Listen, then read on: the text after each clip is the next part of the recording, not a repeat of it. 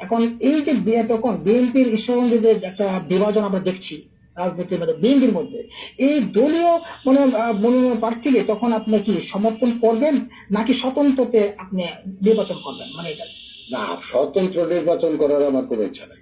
আচ্ছা, মানে আপনি শেষ পর্যন্ত দেখার পর সেখানে একটা সিদ্ধান্ত নেবেন, যেখানে আপনি পরবর্তীতে সিদ্ধান্ত নেবেন আমার তো শেষ পর্যন্ত আসি, এবং আমার এটা দৃঢ় বিশ্বাস যে আপনি ফিরে পেতে পারেন, ফিরে পেতে পারি, মানে।